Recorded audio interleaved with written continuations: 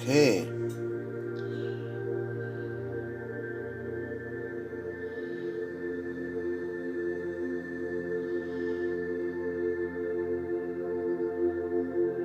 Welcome to Philosophy Bites. There's Shiva, the god of death and destruction.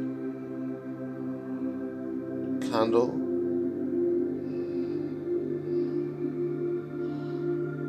The Sikh symbol. Lord Buddha. And behind, the Virgin Mary.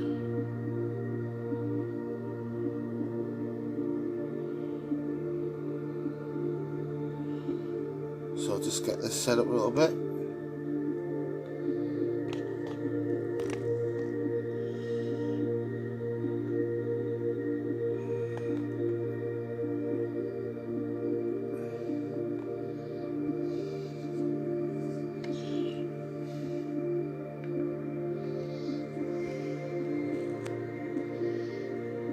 Okay, so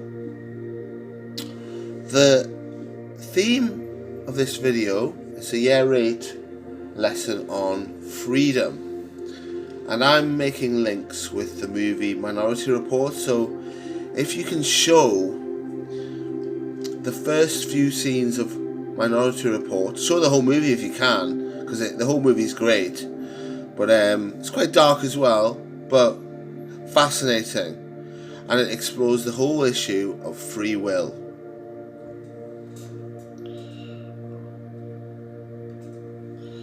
So the objectives today: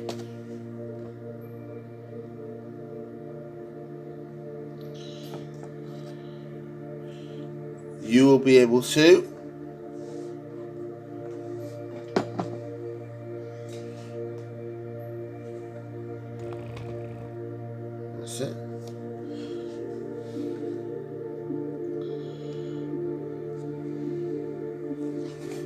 explain some of the religious symbols in Minority Report.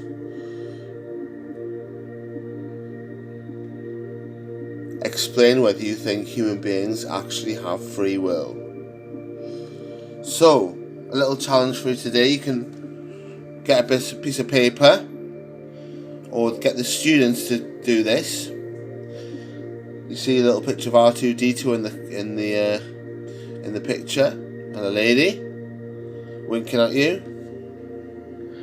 If you could redesign a human being as a robot, so if you could scrap the world and just restart it again without human beings, what changes would you make, if any? I'm going to give you maybe 20 seconds to have a think.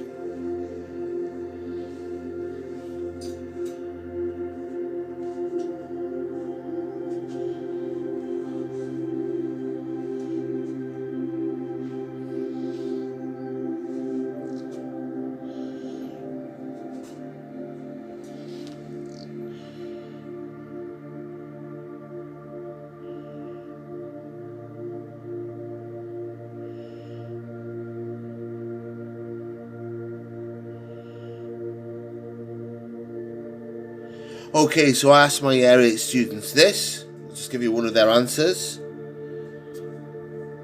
You could redesign a human being so it never gets aggressive. There's no road rage anymore.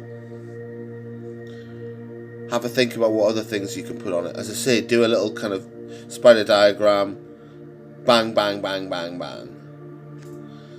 So, we see in Minority Report, there are these 3 humans in a kind of tank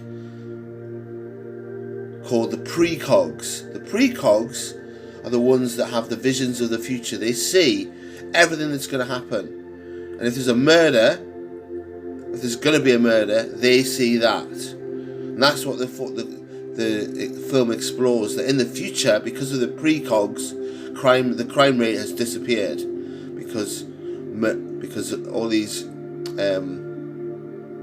murderers get caught in advance. They know that they're going to do it.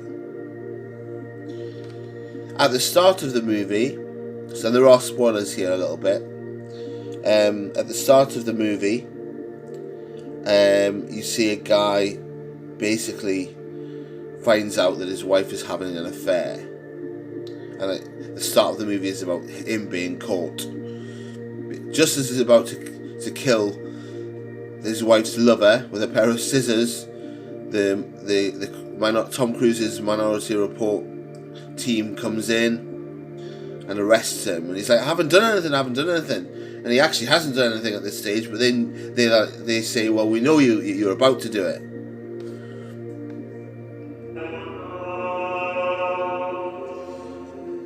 A possible idea from a religious point of view, you could think that the three precogs could represent what three things on this picture can you see?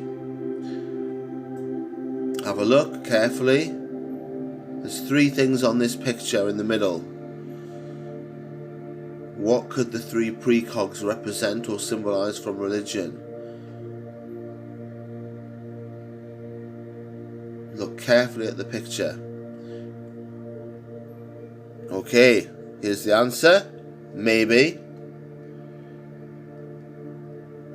God as the Father, the creator of the universe outside of space and time. Who's this? God as the Son, Jesus Christ, peace be with you. And then up above, the Holy Spirit. The dove is the symbol of the Holy Spirit. So maybe when this book was written, there were some religious analogies being made. This idea of three is a very important number in Christianity. Because you've got the Trinity, the idea of 3 in 1.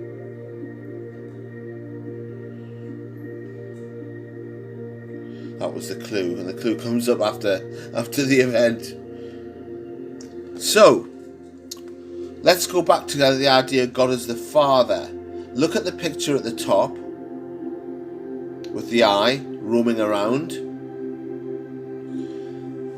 Let's imagine that it's true that God can see everything. Everything.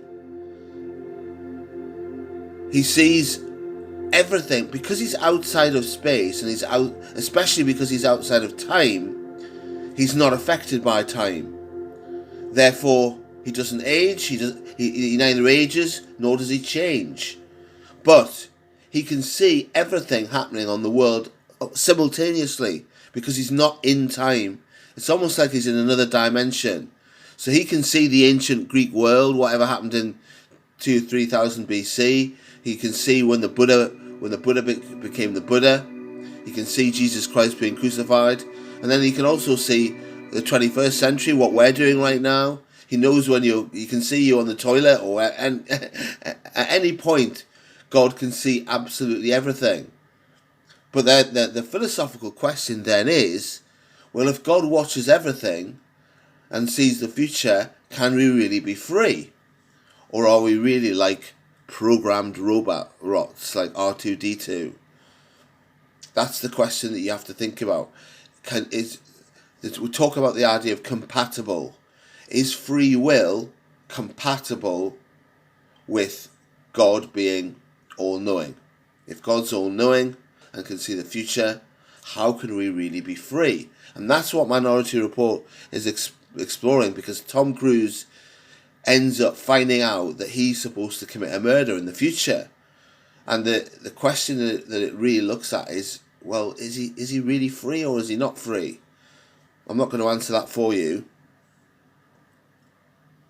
One way of looking at it, another way of looking at it, is that you have the road of time.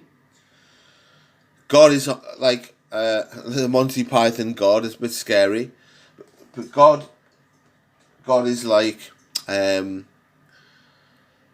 transcendent is the word, a transcendent being on top of a mountain. So God is transcendent. He's outside of space and time. That's what transcendent means. Good word. Difficult to spell, but nevertheless a good word. So it's like God is on a mountain. If you imagine God's looking down, there's people walking on a path up the mountain, which you can call the road of time, and God sees people walking up the path. Now, the people on the path can only see a little bit in front of them. They can't see what's behind them because they've walked around the corner of the mountain and up the path, the circular path up the mountain, so they can't see ahead of them. We can't see our future. We can only see what we're doing in the moment. But God can see the building of the Colosseum at the same time as he sees space-age monorails. God is seeing all events simultaneously. Yeah?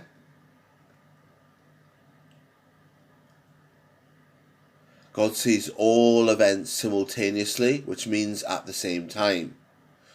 Another big word for you. Transcendent simultaneously. So questions. These are the questions that you can get your students to answer. Question 1. What does the Minority Report have to do with religion? If God sees all events, including the future, can we really be free? Or does it mean that we are actually like robots? What do you think? In Minority Report, Anderton is horrified to find out that he is going to commit murder. And the issue the film explores is whether he can actually change a future that has already been seen by the precogs. He escapes with one of the precogs and takes her with him.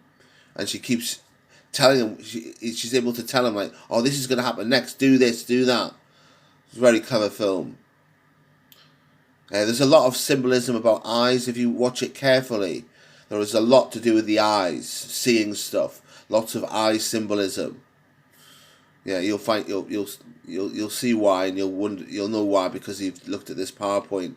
If God is transcendent, he sees everything.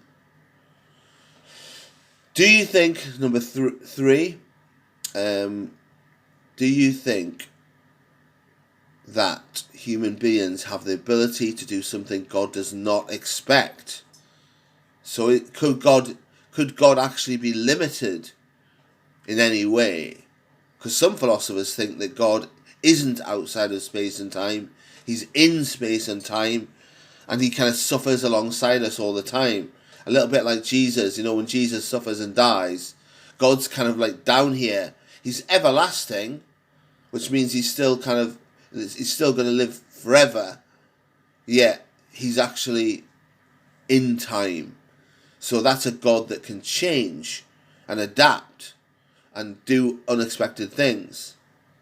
You have to think about like whether you think, is there such a thing as coincidence as well? Like I had a strange coincidence today where I was in the pub and I said to this lady, oh, I saw a band last night called Brighton Rock. And she said, no, it's not Brighton Rock, it's Brighton Riot. I said, what? How do you know?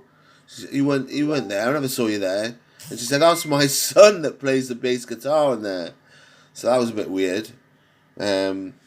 Just random stuff like that is happening all the time. Is there coincidences? Who knows? Some of you, it's a bit old now, but some of you might have watched the series Heroes. And in Heroes, each of the characters has a different characteristic that God is supposed to have. So seeing the future is the idea of omniscience. One of the characters can actually predict. He's able to predict what's going on through paintings. He goes into a trance and he paints these paintings, and they end up like coming true. Omniscient, omni means all. Scient comes from like science, which is studying knowledge.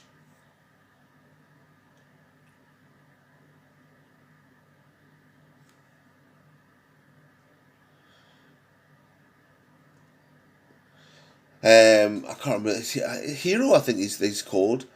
This guy can actually go outside of space. He can go outside of time. So he can stop time, and he's able to move, to transport himself from one space to another. It's a bit different to God being spaceless, because God being spaceless, it's almost like God's in a different dimension. In Star Trek, you can beam somebody from one place to another, and that's kind of what Hero is able to do.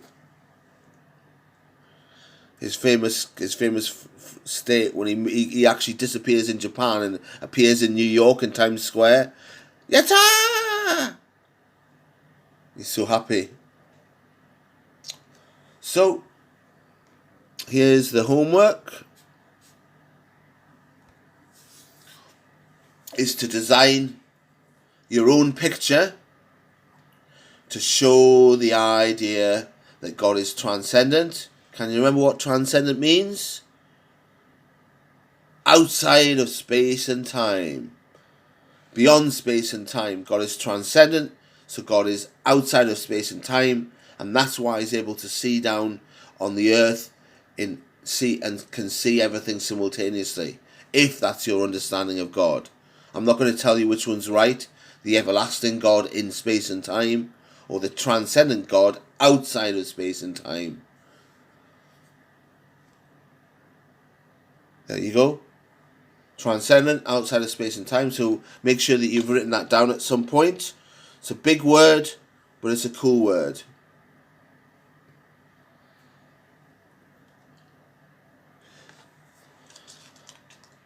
Amazing picture, isn't it, this? Looks like an eye. How coincidental is that?